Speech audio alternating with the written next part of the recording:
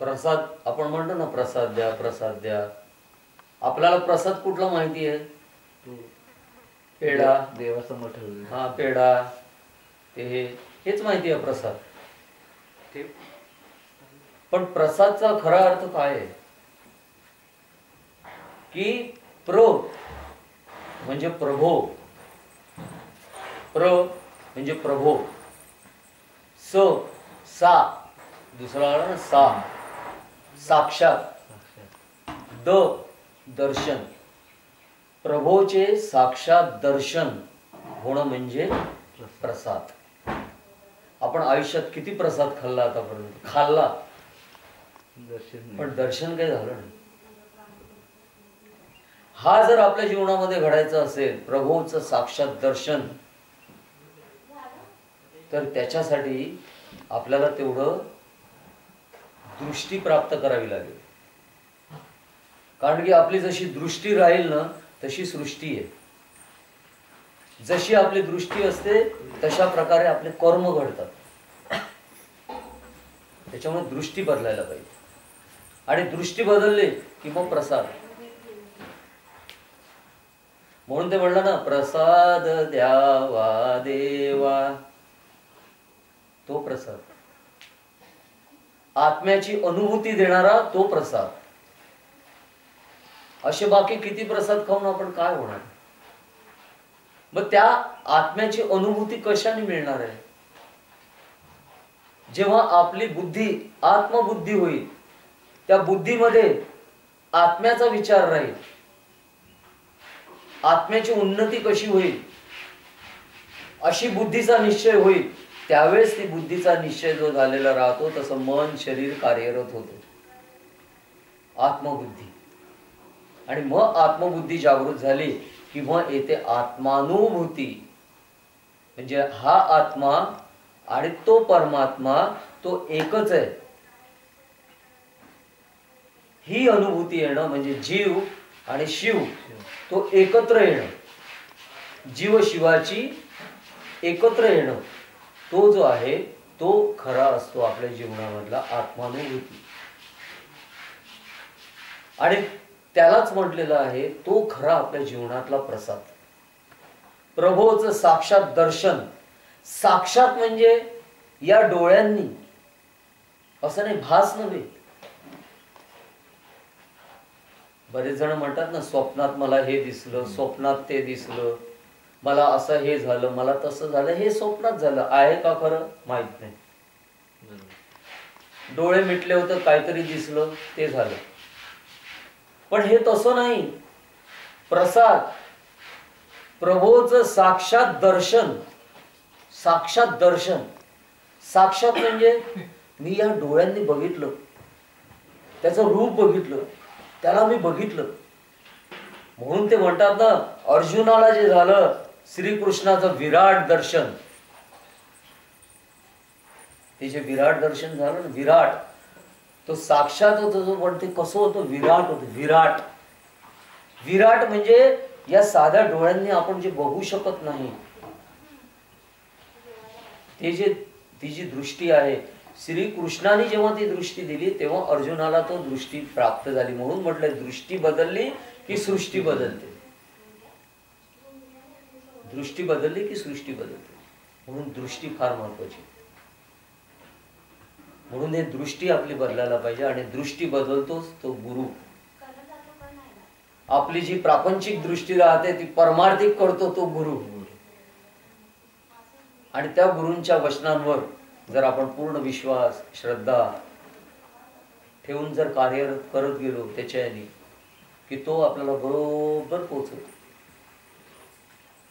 बरोबर तो आपल्या सोबत घेऊन जातो. तो कुठेही आपल्याला हे करत नाही. फक्त त्याच्यावर काय पाहिजे? श्रद्धा पाहिजे. श्रद्धा. आणि म्हणूनच म्हटलेलं आहे गुरु, गुरु हाच सर्वस्व. गुरुर ब्रह्मा गुरुर विष्णू गुरुर्देवो महेश्वरा, गुरु साक्षात परब्रह्म तस्मै श्री गुरुवे नमः. गुरु साक्षात, परत आला साक्षात. गुरु साक्षात, साक्षातचा जो अर्थ काढला ना, स्वतःच्या डोळ्यांनी आपण जे बघतो, तो गुरु काय आहे? गुरु साक्षात परब्रह्म आहे. पण त्या गुरुमध्ये आपल्याला परब्रह्म दिसतो का? उलट गुरुमध्ये दोष दिसतात. दृष्टी दृष्टी तशी सृष्टी.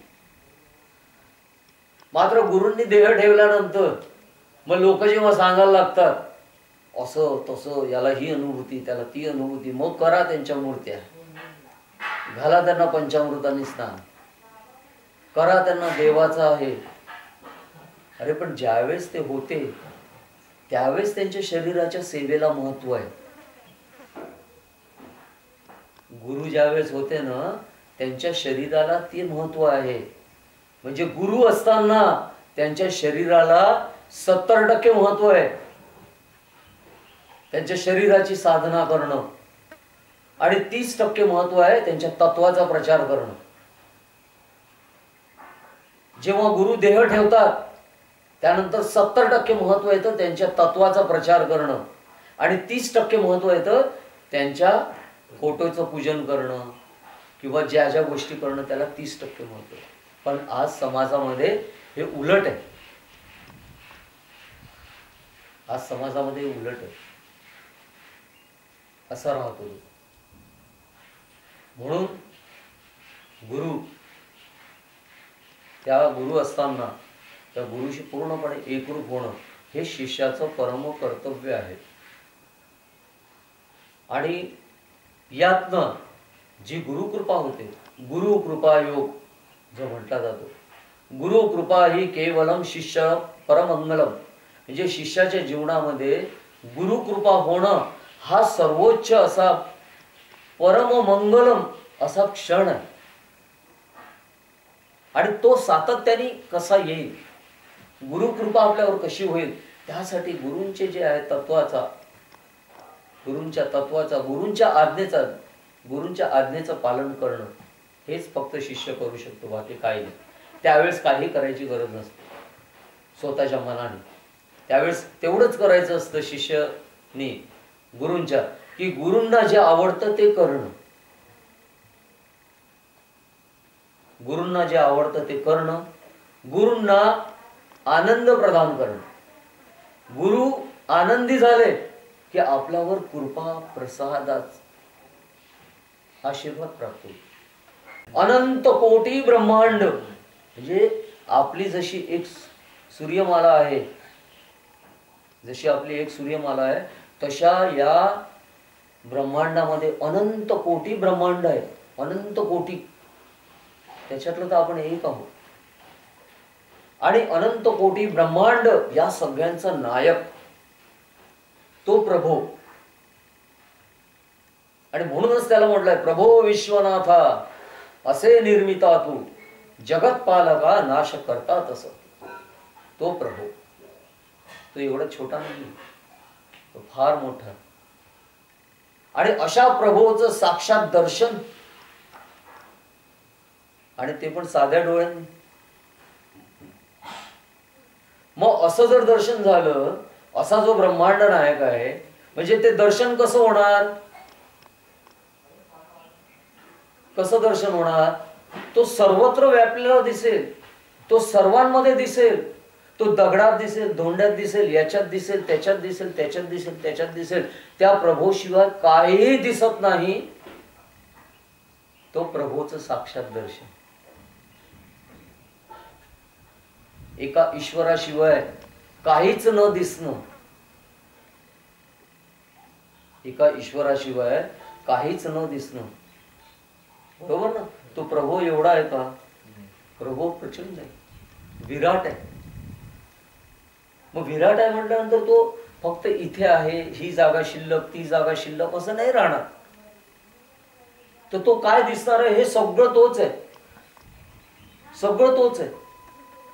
आणि अशी ज्यावेळेस जाणीव होते ना प्रसाद, आणि असा जो प्रसाद मिळतो ना शिष्याला, मग त्याला सर्वत्र फक्त आपले गुरुच दिसतात.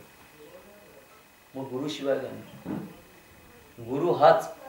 आणि म्हणून म्हटलं जातं गुरु ब्रह्मा. परत आपण आलो गुरुर ब्रह्मा, गुरुर विष्णू, गुरुर देव महेश्वरा. किंवा त्याशिवाय काहीच नाही. तो सर्वस्व, तो चरात आहे, तो चराचरात आहे, तो सर्वत्र.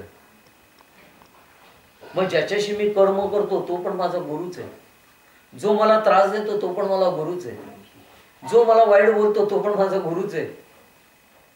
कारण की चराचरात आहे ना तो. तर सगळीकडे जेव्हा तोच आहे तर कोणाबद्दल मी हे करणार, कोणाला वाईट बोलणार? हा, कोणाला जरी मी वाईट म्हटलं तरी माझ्या गुरूंनाच मी वाईट नाही म्हणत का? मग कोणीच वाईट नाही, सगळेच चांगले. ही जी स्थिती होणं हा जो आहे तो परमार्थ. अशी परमार्थिक हळूहळू होत जाते, नाही होत नाही. आज आहे असे पण आहे. संत म्हणजे कोण आहे? हेच आहे. संत, महात्मे, अवतारी पुरुष हे कोण आहे? हेच आहे. त्यांची ती दृष्टीच आहे. आणि तशाने जर आपण करत गेलो त्यांच्या सानिध्यात, आपणासारखी तात्काळ करती तात्काळ न लगे त्यास काळ वेळ. सद्गुरु आपणासारखी करीती तात्काळ. तात्काळ तात्काळ म्हणजे त्याला नाही मी उद्या येईल, उद्या आल्यानंतर माझ्यासारखं करतो असं नाहीये. तात्काळ, क्षणात, क्षणामध्ये. आपणासारखे, आपणासारखे बघा, आपणासारखे म्हटले. परीस, गुरु परीस पण नाहीये. परीस सगळ्यात म्हणतात ना मोठा, पण गुरु परीसापेक्षा सुद्धा मोठे आहे. काय आहे? परीस काय करतो? लोखंडाला सोनं करतो. परीस लोखंडाला सोनं करतो. पण गुरु हे परीसापेक्षा श्रेष्ठ आहे. का करतात? ते गुरु आपल्यासारखे करतात.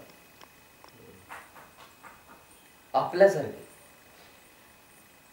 परीस आणि लोखंड दोन्ही वेगळेच झाले ना. शेवटी लोखंडाचं तत्व वेगळं झालं, परीसाचं वेगळं झालं. पण गुरु तसे नाही. आपणासारखी करीती तात्काळ न लगे त्यास काळ वेळ. असे परीसाहुनी श्रेष्ठ असे गुरु असतात. आणि झालं, त्यांना जर समर्पित झाला तो, तर ते करतात आपल्यासारखेच. त्यांना काय लागतं?